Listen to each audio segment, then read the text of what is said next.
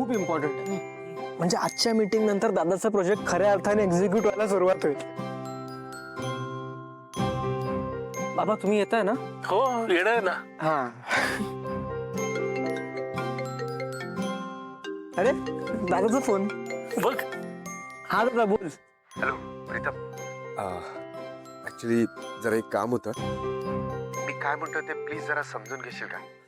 मला माहिती आहे असं ऐनवेळी फोन करतोय, पण प्लीज. काय रे काय झालं? अरे आम्ही मीटिंग साठी निघतोच आहोत.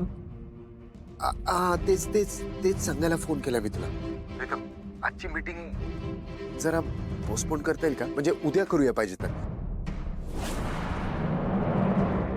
आज जरा ना मला एक खूप महत्वाचं काम आलंय, त्यामुळे प्लीज. अरे दादा आपली मीटिंग किती महत्वाची माहिती आहे ना तुला. ती कशी रिस्केड्यूल करणार? त्यापेक्षा तू एक काम कर, तुझं जे काही महत्वाचं काम आहे असं तू म्हणतोयस ते पुढे ढकलता येतंय का बघ ना.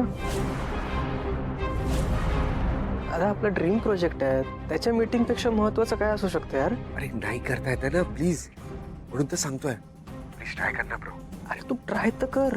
खरंच खरंच नाही जमणार आहे, प्लीज समजून घे ना.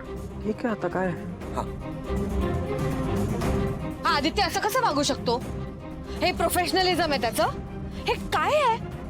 म्हणजे आता ह्याच्या प्रोजेक्टच्या मीटिंग्स आपण त्याच्या सवडीने करायच्या आहेत, आपल्याला दुसरी कामं नाही आहेत. आपण त्याचं प्रोजेक्ट फंड करतोय तर आपल्याला गृहीतच धरायला लागलाय हा मुलगा. त्याला काय अर्थ आहे?